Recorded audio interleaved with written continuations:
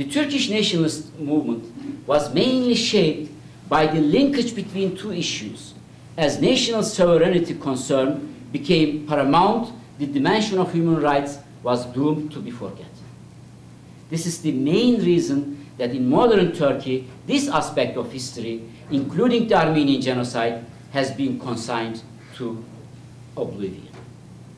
Conclusion. There are two important aspects of this analysis.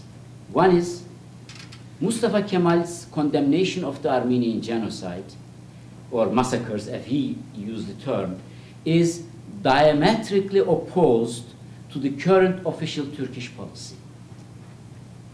Kemal's viewpoint during the difficult war years, although it is definitely not far enough from today's perspective, could be a positive starting point for a resolution. The Turkish government could start with the words of his founding fathers, condemn this act as a shameful act, and we can build on this the future reconciliation. Second, this is my take on that conflict. I think we need to rethink the Armenian-Turkish conflict.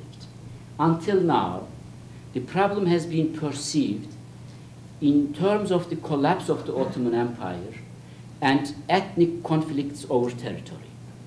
I suggest that we have to reposition the Armenian-Turkish conflict within the new paradigm of transitional justice. This means as a part of the democratization of effort within existing nation states.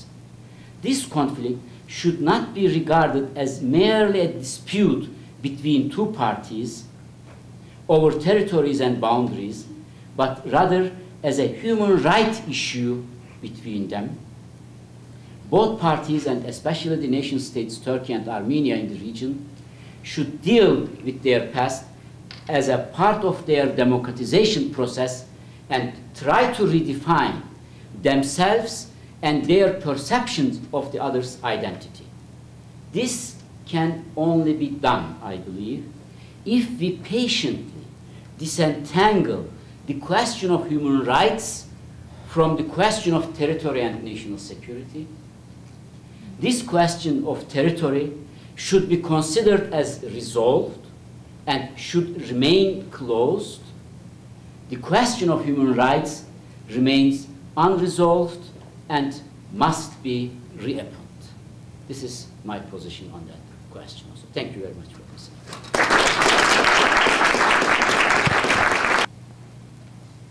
As I see it, the key to the issue of genocide is the Turkish intense objection to the term genocide, because it means a deliberate annihilation of a people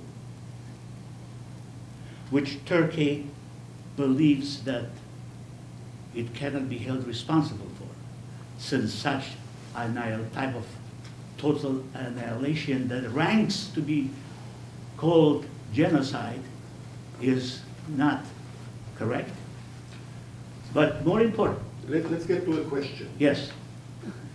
Please. The question is, why isn't it possible to arrive at a compromise whereby such terms as indiscriminate killing or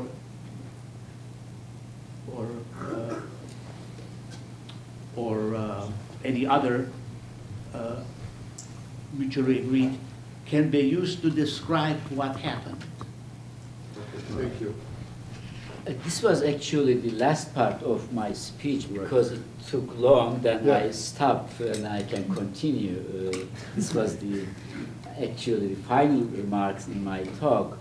I know, we all know that the term genocide is sacred for Armenians. They never want to give up this term, and this is a taboo for the Turks. They never want to use this term, and we all think that this term plays an important role in the discussion.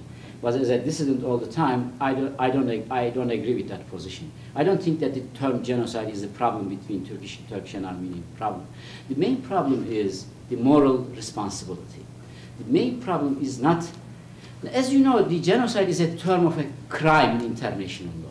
In order to discuss whether this label can be used for an act, you have to first decide that a crime had occurred. Before deciding, it presupposes that there must be a crime, then you have to discuss which label can be used. Is it the crime of genocide, crime of humanity, crime against humanity? Is it the war crime, or is it the genocide? Which label can be used? Which type of crime can be used to define this act? But in Turkey, I don't think that this presumption is there. I don't think that Turkish states today thinks that what happened in 1915 was a crime and they were not agree with the term that we are using.